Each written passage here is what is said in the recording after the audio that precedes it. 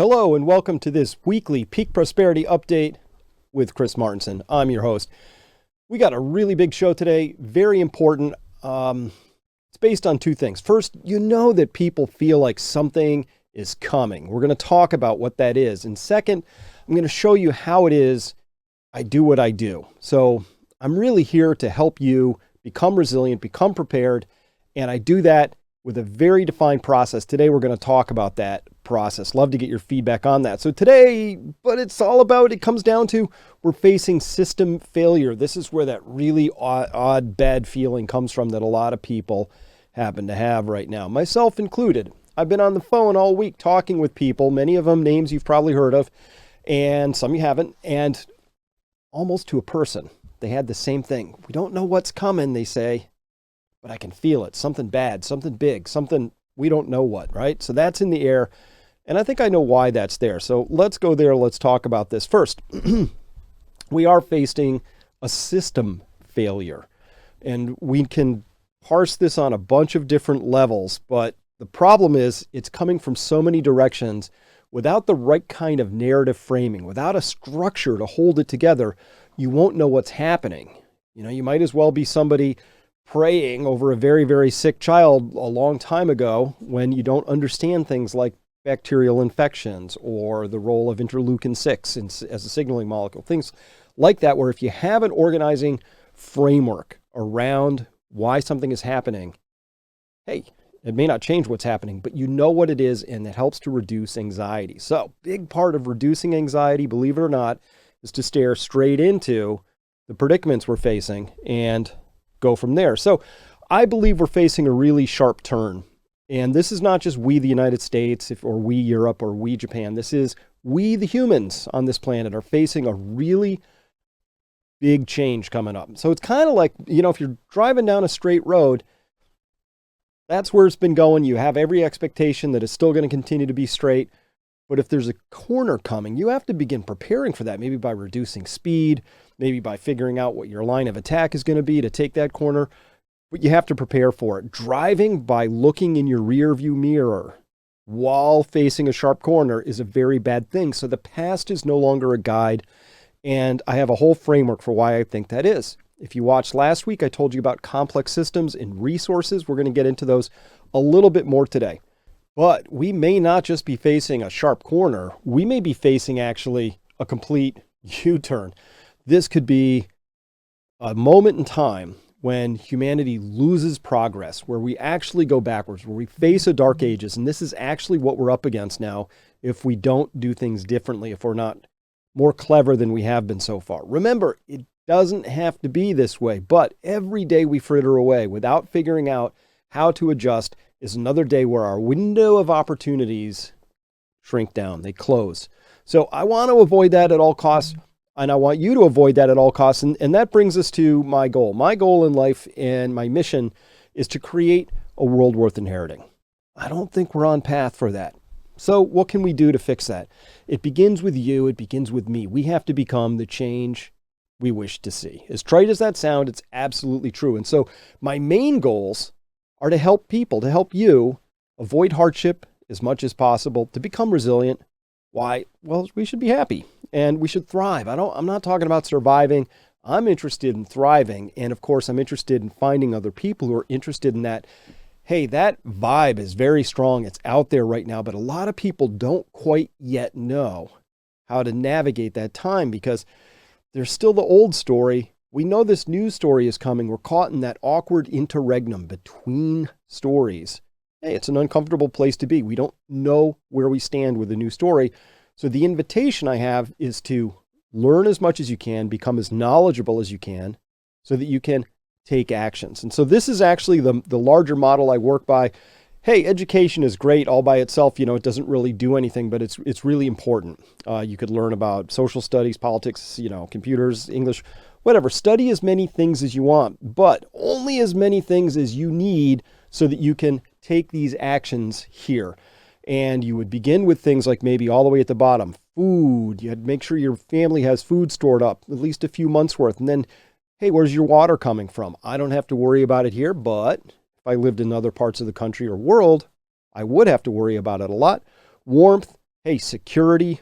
And then if you have all those things taken care of, of course, we want to live around love and beauty and all of those good things. So that's the model that we're pursuing at Peak Prosperity, is to give people as much of a grounding in the context as possible, so that if they choose, they might begin to take some of these more concrete actions and steps towards building their own resilience, not just for themselves, not just for their families, both important, but for their communities and for the people around them in a more broad sense. So all of that will lead to resilience. But you need both of these parts coming together. It's education and it's action coming together. Education's the wrong word. Education doesn't mean more facts, right? Hey, fairly educated people, they can do trivia, you can win at Jeopardy. This isn't what I'm talking about. I'm not talking about having a lot of data at your fingertips. This thing gives me all the data I need.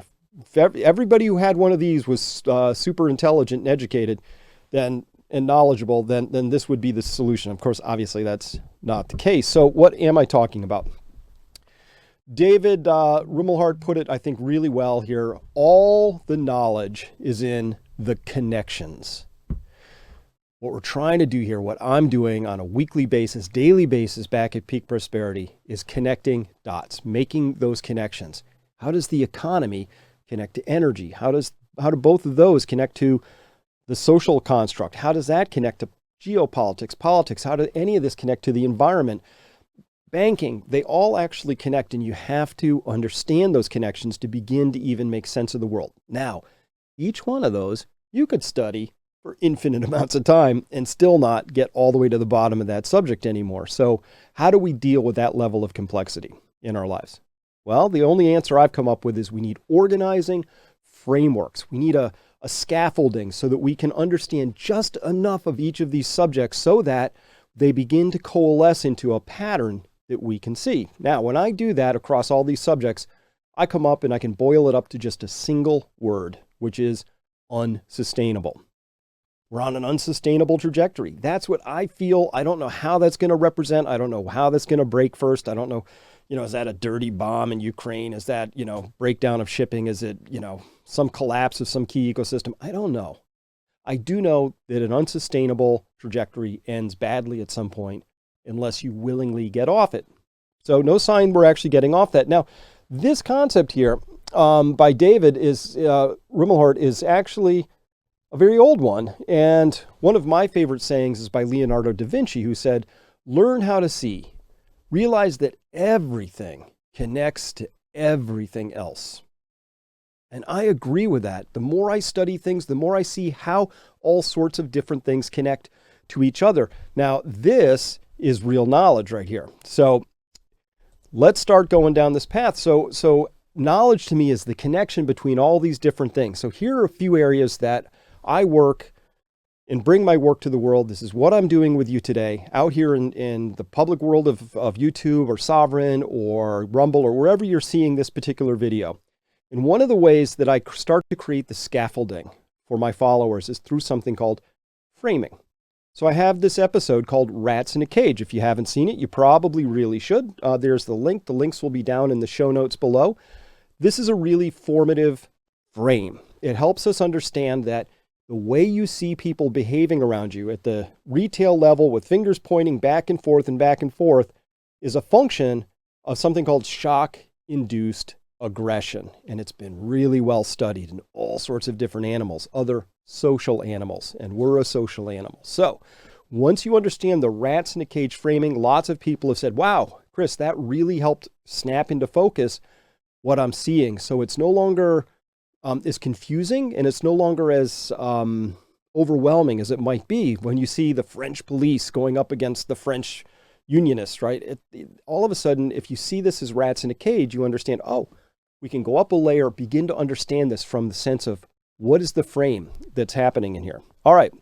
So with that, that's one part of framing. Here's another part of framing, might be this one here, exponential growth. If once you understand what exponential growth is, this is a quick little chapter right here. It's like, if you follow that, that's part of the Crash Course video series. It's maybe 3 minutes. That may change your life. This is a really powerful 3 minutes. It helps you understand this thing called exponential growth. Why is that important? Because you're surrounded by it. But once you see it, once you have a frame for it, you can hang it on there and you can begin to assemble a view of the world that doesn't require you to be an expert in shipping logistics or forestry management or anything like that to begin to make sense of what's actually happening as our world goes through these exponential changes. Some of them positive, some of them not so positive. And once you have that framing, I think it really helps make sense of the world. This is the power of framing, really critical. All right, as well, I just talked recently about complex systems. It's a frame. Once you understand complex systems as a framing element, you can begin to see the complex systems that surround us. You understand a couple of key features of them. Yeah, they're unpredictable, and they owe their order and complexity to energy flowing through them. And once you see our economy as a complex system, or energy systems as complex systems, or humans in a culture as a complex system, it's a frame. It begins to make more sense what's actually happening out there in the world. And that's the point of all this. Frames help simplify a complicated and complex world so that we can, our poor little hardware and software that nature granted us can begin to manage understanding these things at enough of a level that we can make sense of them. All right. Now, so once we have all this framing here, we can actually see the world through this pretty well. And one last piece in here, false narratives. I do talk a lot about these false narratives as a frame, and it's really important to understand the role of stories and storytelling in how we humans interpret the world, understand the world, for all of our complexity and beautiful technology and ability to have defined, really rigorous AI programs that can parse through really complicated, complex situations. You and I, we still form our basis of how we see the world based on our belief systems, our narrative structures, the stories that we're told. Once you see the role of narratives and how they shape us, you begin to appreciate the power of the false narrative. We are surrounded by false narratives right now. A lot of them. And those could really come back to bite us pretty hard. So the first part of knowledge, true knowledge, which is, as Da Vinci said, knowledge is understanding that everything connects to everything else. It's not a bunch of trivia. It's not a bunch of facts. We can call those up anytime we want on this. Knowledge is how we begin to connect dots. So there's a whole set of dots over here in framing that I begin to connect in for people, for you perhaps, and this becomes part of your knowledge base. And then, hey, now we're in a great relationship because I learned all of these things from somebody else, and I will pass them on, and hopefully some of you will take these on and teach them to other people. And that is the great mystery of being a human. We get to take this incredible knowledge from somewhere else, from someone else, and we get to hold it and pass it on and curate it and keep it moving. All right. Also, I want to help us understand where we are and what's going on in the world through this process of understanding how we're wired. This is as an organism. Evolution, evolutionary biology, evolutionary psychology says, hey, there's certain things you need to understand about humans, right? So for a human, jealousy can be a very potent concept, but for a house cat, maybe not so much, or a dim concept at best, but certainly not for a snake, right? So the evolution of the organism defines a lot of the experience of that organism, how it interprets the stimuli that come in. So one of the key pieces here is around demoralization. It sounds like a depressing word, but it's not really. Demoralization is a very specific word. It's not depression, but a lot of people are facing demoralization. And they are demoralized. And why does demoralization happens when a person's cognitive map no longer matches the reality they're living in, right? So people who get demoralized are prisoners of war. They happen to be people who are facing really big life-altering things like a terminal cancer diagnosis. Potentially people will slip through a phase of their cognitive map of who they are and what they believe and how they are in the world no longer maps what's happening out there. Now we see this in young people all the time, and increasingly all the time. 50% of people by the age of 25 are going to go through some demoralizing incident. It may get mischaracterized as depression, but it's not. Once we understand that frame of what demoralization is and how it's different from depression, it gives us a lot of power, because often the people who are the most demoralized are actually our most intelligent, because they have a cognitive map that doesn't map reality, and they've detected that quickly and accurately. So somebody who's demoralized today, particularly somebody who's younger, is probably actually reading the situation correctly. And so the way we begin to use that frame to enhance their lives and our interactions with somebody who may be demoralized, or maybe ourselves, is we understand that there's nothing wrong with that. In fact, that may be the sign that you're on the right track. In fact, that may be the sign that you need to detangle and decouple from that place, your reality that's no longer mapping into your cognitive self. So, hey, young person, you need to go to school and get good grades, and you'll have a permanent record. And even if you're a straight A student with a 4.3 average, you may not get into one of the premier schools, but even if you did, you'd come out of it with like crushing levels of student debt. And by the way, the Federal Reserve's out there making sure that you can't afford to buy a house, because it's important to them that the people who already have houses are the winners in this story, and the people who need to buy houses are the losers. Oh, by the way, have a happy life. Don't forget to smile. That's demoralizing, right? Okay, so that's a frame. It helps to understand. Incentives. Charlie Munger, right-hand man of Warren Buffett. I love this quote. Show me the incentive, I'll show you the outcome. Hey, we saw this in, I bastardized this a little bit to say, you show me the incentive and I'll show you the RCT outcome for all those trials that were just like coming up weird for the last couple of years. So if once you understand incentives and how important they are for shaping humans, it's really, in fact, I don't think you can be a student of incentives all day long, and I don't know that you will ever master really understanding just how powerful they are. But incentives shape everything. And so when you understand that frame of incentives in today's world, and you see the kind of incentives that are actually being dangled out there, you understand that this is a really screwed up place. It's really dark, because the incentives are leading to really bad outcomes. And so if we want to change those outcomes, we're going to have to change the incentive structure. If it was my magic wand, get to wave the policy wand, you know what would happen? We would have consequences land back on the powerful as much as they land on the little people. Equal justice, right? We would have incentives through consequences so that people who did things like fooled around with coronaviruses in labs would actually face consequences for that, not promotions and new grant money and things like that. Those consequences would be very, very important. So that's what we mean by incentives. So I talk about those all the time back at Peak Prosperity. Incentives and narratives and belief systems are always part of the work that I'm doing, because this is how I begin to understand why people do what they do. And not only that, predicting what is likely to come next because of the narratives that are already in place and the incentives that are already in place. If you understand those two structures, there's a good chance you can predict what's going to happen next. It's not really a prediction. It's more of an extrapolation. So, here's some bad narratives we're surrounded by. Here's one. I talked about this in complex systems last time. This is a chart of total credit market debt in the United States. So that line comes from the Federal Reserve, and that line there is all credit in the United States, the debt outstanding. Household debt, corporate debt, federal, municipal, etc. Right? State debt. At any rate, that's all sectors, just debt though, not liabilities, right? Not underfunded pensions or unfunded, Social Security programs or Medicare, just debt growth. And if you understand the framing piece I did on exponential growth, you will see this is an exponential chart. No big deal, right? Well, except that once you understand that and you take the further foundational understanding of how money is created and what debt really is, well, debt is a claim on the future. It's a claim on future money.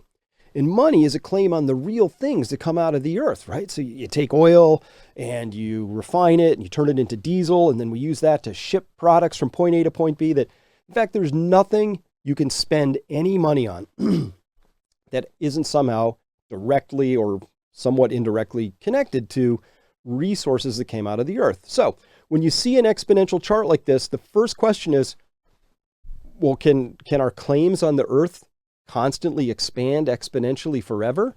And the answer is no, of course not. Exponential growth on a finite planet is a stupid idea. It's a guy in a dunce cap down there, but it just doesn't make any sense. And we know this.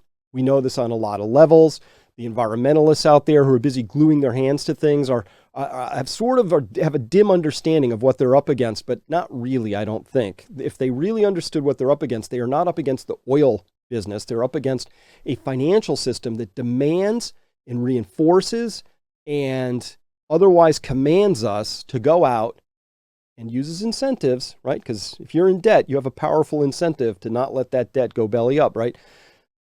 Every money system enforces some behaviors, punishes others. Well, a debt-based money system pretty much says whatever you have to do to pay that debt off, you'd better do it, because the alternative is to end up under a bridge. Bad moment for a person. So at any rate, this money system we have is an old narrative, and our current leaders are cranking that narrative as much as they can to keep it going, and it's obviously failing. And this is a bad moment for the human social animal. The herd is getting skittish, right? We're like the wildebeest have figured out that they've eaten all the grass in this valley, and a few of them who get skittish first are sending up the signals like maybe we should go find another valley, with more grass in it.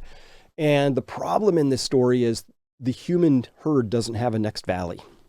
There's nowhere left to go in this story of resources. So it's a really big thing, and yet we're not really talking about it. We're sort of waving, our leaders are doing this sort of like really horribly defective job of sort of hand waving at this stuff, saying, well, we just want everybody to get electric cars. And if you actually calculate, is this possible? The answer is a resounding no for all sorts of reasons, but especially resource reasons. So at any rate, but it doesn't matter. Our money system is driving all of this, and that's an exponential money system in the US, and it's been like this all over the world. All right, so a lot of those kinds of ideas are actually contained in this book. It's called The Crash Course. You see the original edition of it right here. This is a brand new revised edition. This one came out in 2011. This one's coming out in February of 2023. I have a request. I would very much like for this to get on the bestseller list, and the way we do that is by pre-ordering it off of Amazon or Barnes & Noble or any other place that's part of the BookScan network. There's a link for it down there. This link will be down in the show notes, but I would love to get this on the bestseller list. Hey, for, bragging rights. But honestly, I don't get rich off of books. Books, to me, a book is the most expensive business card you can ever write, unless you get really lucky. But for me, given the content of this book, I want it to get out into as many hands as possible. Being on the bestseller list helps that happen. I think more people need to think this way and need to know about these ideas. So that's my request. Do a pre-order there, and let's see if we can get this on the bestseller list when it comes out. If not just for the first week, then maybe for months afterwards. All right. So another piece about how we're wired evolutionarily, how we're wired neurologically. Another piece is something called the adjustment reactions. A lot of people have told me that this episode on adjustment reactions was also extremely helpful for them to understand themselves, the people around them. You understand that some people are fast adjusters, some are not fast adjusters, and there's nothing wrong with either or right with either of those two conditions, just how it is. Knowing that about ourselves and others is a really, really helpful piece of framing. So with that, now we have this framing knowledge up here. We have the human wiring coming into the knowledge, and we're starting to really round out the knowledge sphere here. Okay. How about how we're being played? It's really important to understand how we're being played. So I've talked a lot about this in the past. There are nudge units out there. They use the latest in psychological techniques. They use all sorts of testing. They use AI, artificial intelligence, to figure out how to get better at it. They operate inside of Canada. They operate in military units. They operate in the United States. They operate in New Zealand, Australia, the UK, Europe. And these nudge units are designed to take the mass of humanity and nudge them in a certain direction so they will do certain things. And they're ridiculously effective at it. It's an astonishing thing. So I've talked about that. This was in an episode called Mind Control Tricks Revealed. Came out a while ago. There's the link again. This is important framing to understand that, yeah, you know what? There are nudge units and they're operating. But once you see them and you can see their tricks and you understand, you spend a little time to research what they're up to, it's ridiculously easy to spot it in print, in the news. I see it all the time now. I point it out for my subscribers whenever I can. And we are exposed to a related concept, which is propaganda. And propaganda is the use of emotionally evocative material to achieve some sort of a maneuver, a political maneuver of having people either stay with complete fealty to a given concept or idea, or to move towards this new idea. But propaganda is about creating an in-tribe of people who believe something that's not necessarily good for them, good for anybody else, not necessarily even true. So propaganda is a very open technique. It's used all the time. Here was an example from the New York Times that I ran through with our subscribers.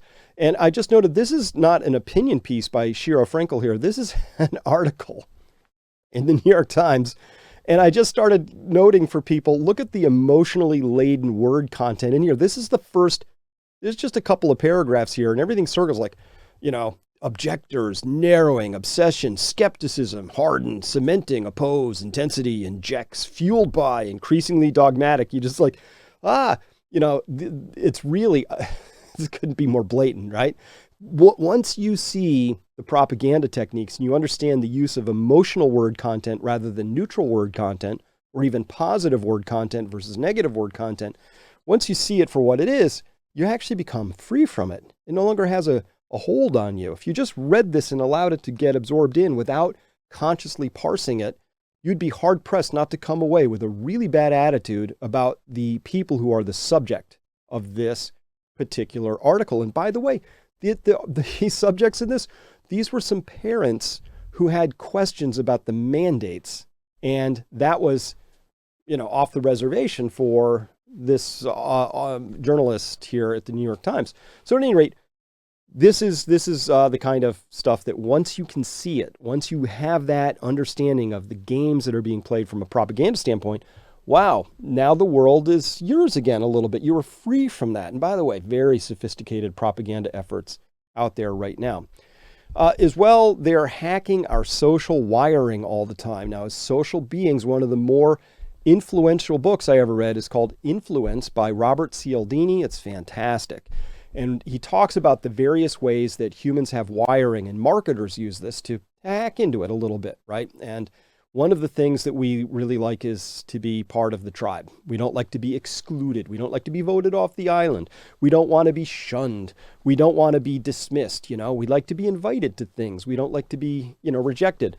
So that is used over and over again in all sorts of ways to, again, nudge people back towards being part of the in crowd, which has, a very strict set of criteria of things you have to believe in order to be part of that, and specific catechisms you have to recite to make it all worthwhile.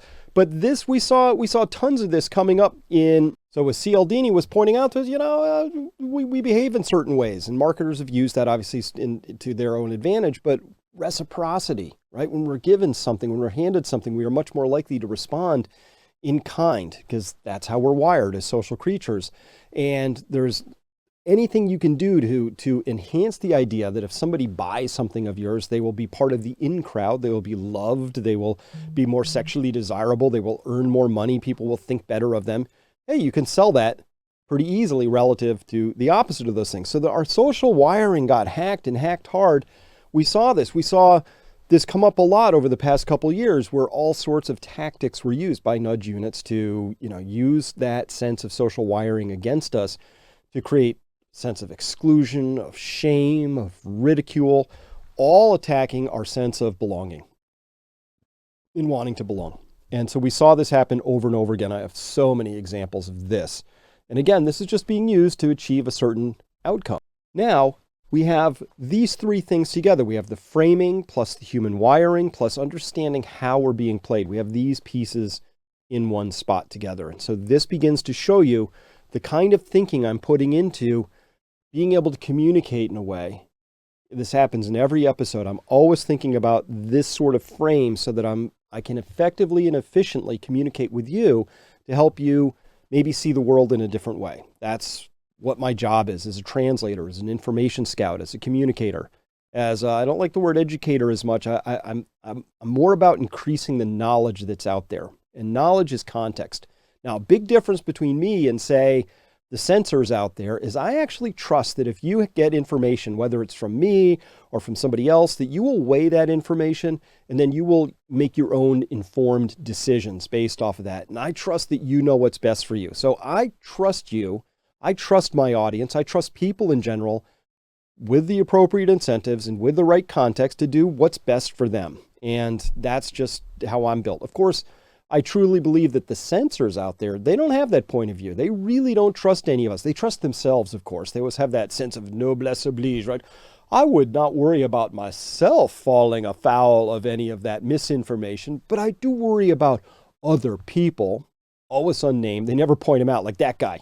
I'm worried about that guy taking this misinformation and drinking bleach or doing something stupid. It's sort of like this nebulous sense of others, the people who are not in their in crowd. Of course, their in crowd are very smart people and they would never do anything like that. But the out crowd, right, is part of that whole process of ridicule, shame, othering, etc., in order to create that wall so that you feel better and more superior and you keep the other people at distance. But fundamentally, it's rooted in a profound contempt for those other people. I don't have that. I think all people can make the best decisions in their own lives as long as you bring them the right information. And you bring the best information you can. And listen, you might not, will never have all the right information. You know, once upon a time, scientists believed all kinds of crazy things. Today, scientists believe these sorts of things. Some of those will prove to be crazy in just a year or two or 10 time. So that's how that goes. All right.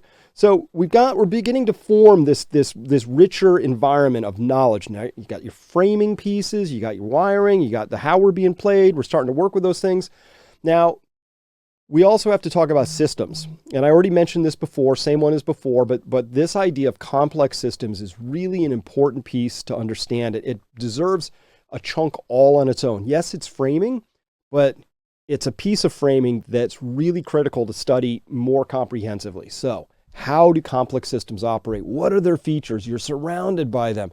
Again, we don't all want to become complex systems experts, but just enough to appreciate that they can't be predicted. They can't be controlled, which means everybody who's trying to control them right now is playing with a form of fire they really don't understand. I mean, it's monkeys with machine guns. It's the oldest story in the book. It's Prometheus, right? It's humans playing around with something where they feel transcendent, they feel godlike for a while till their wax wings melt off. And then they feel a little bit less godlike, a lot more mortal in this story, right?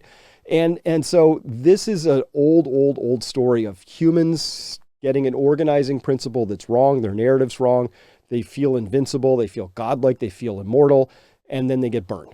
And so this idea of complex systems is actually really important to me because once you understand it, it brings humility with it. Humility, not like, I'm just not a worthy person, something like that kind of false humility. A humility born of the idea of like, it's beyond us to actually understand it. Doesn't mean we can't appreciate it. Also doesn't mean we can't understand it well enough to know that complex systems have emergent behaviors.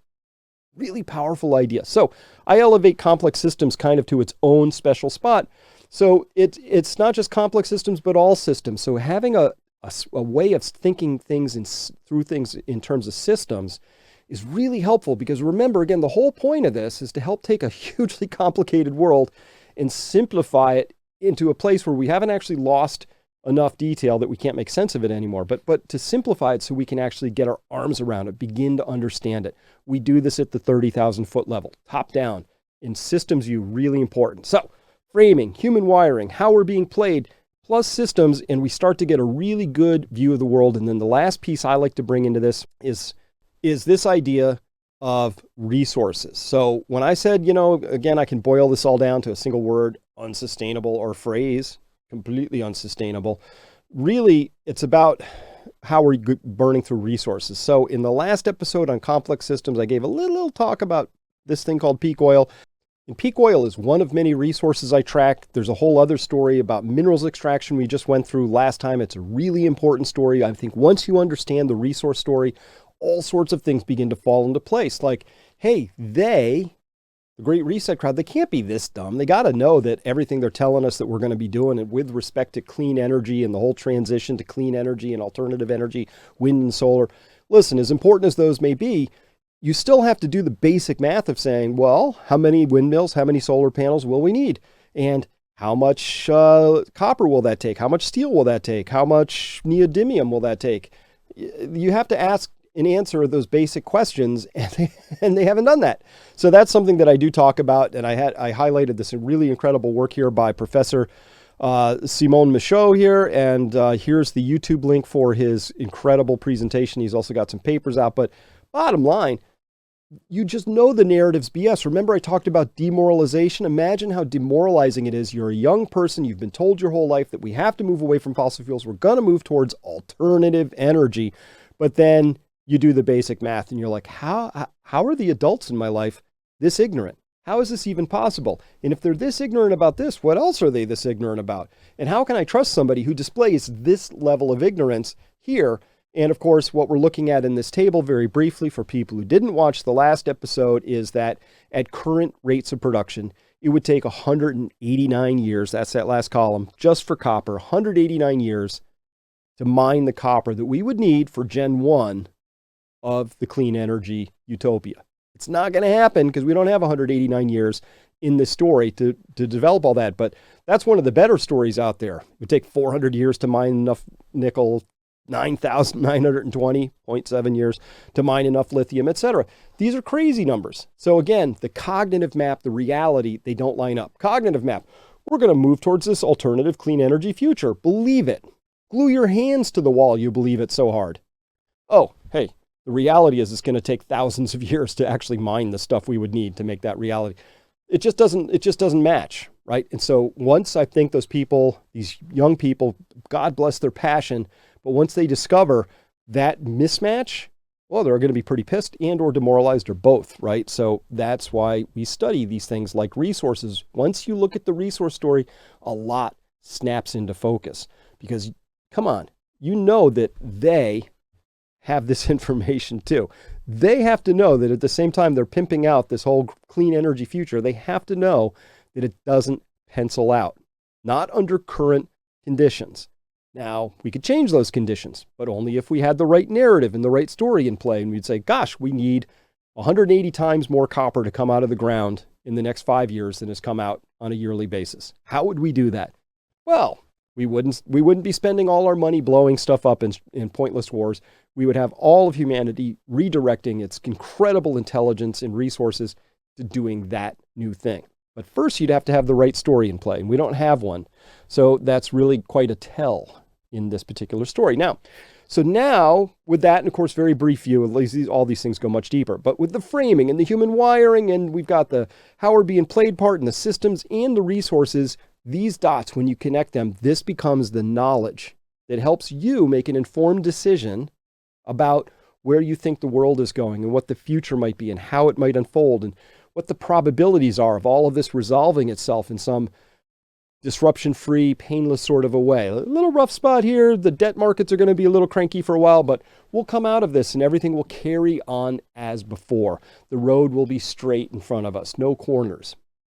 This view I'm pointing out right here, this has some corners in it. This says things are going to change a lot. Now, that doesn't mean bad. For some people, they can interpret it that way, but this simply means the world will be different. And the point of being a human and adaptive and creative is to skate to where the puck is going to be.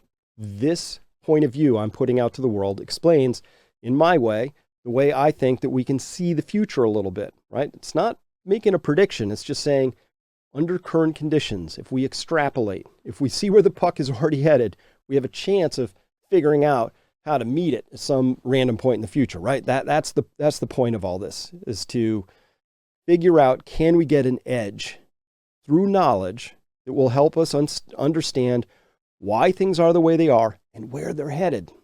So that's the work I do in the world. I wanted to take this time with you to sort of articulate that. I got a lot cranking on up here when I'm delivering any given piece of information to you. I'm trying to think of how to best organize it within this framework so that it will help you move to new actions in your own life. But I don't know what those actions are for you. I got some broad outlines, but I mean, you will only know what's best for you and your loved ones in the context of this information. So that's how we get to resilience. Knowledge plus actions leads to resilience. And so that's the point of all this. I would love for all of us to be resilient. I'm working very hard to be resilient here. Evie and I, you know what, we should just take a little time. So this is Evie. We live on this piece of property right here. We've looked at this whole giant, crazy, world and the way I look at this, and we talk about it endlessly, and Evie has to listen to me rant over her coffee almost every day. And the result is she's holding a beet right there. They were the size of footballs this year. So anyway, if you need beets, call me.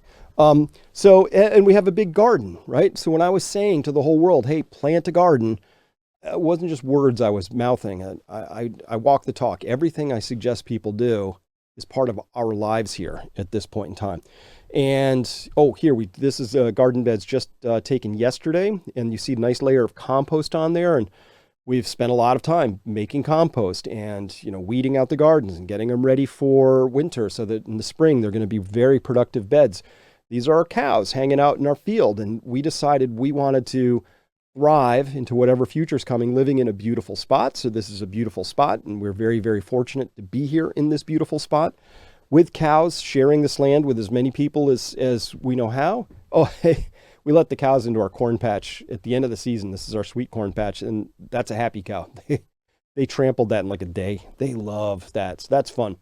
We got grapevines finally started producing this year. This is only our third year on the property, so we planted the grapevines in year one when we got here. Just installed a greenhouse, so this is fantastic. It means we can actually do our own propagation, our own early seed starting, doing our own recycling of starts so that we can put fully formed starts into the garden all season long, and then also maybe extend the growing season a month or two on each end for certain greens and things like that, just to complement our diets here. And our number one goal here is to improve the soil. And so this is actually a picture of me improving the soil. There's a bush hog on the back of that tractor, and you can see I'm hogging down those rows. And so what's happening here is we're not harvesting the hay and taking it away. We're taking that carbon and putting it right back into the soil because we're building the soil as quickly as we know how. Now, I think all the wisdom we need is contained in this one funny meme. Grandma survived the Great Depression because her supply chain was local and she knew how to do stuff. This is actually where I think there's a great wisdom in this. And so this is a time when there are things you can't control. I can't control what the Federal Reserve is going to do. I can't control them being knuckleheads. I can't control Biden's foreign policy or whoever comes next, or I can't control any of that. But I can control what happens in our own garden, and I can control where our water comes from, and I can control things like that. So keep your supply chains local. There's disruptions coming. This is what we're all going to need. Now,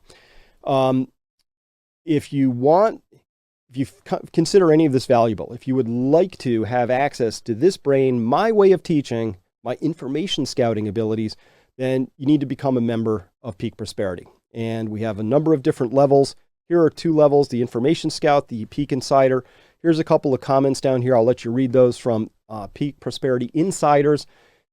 At least 3 times a week, I'm putting out additional content beyond this and the second part of this, which comes out always in companion on Tuesdays with this particular piece.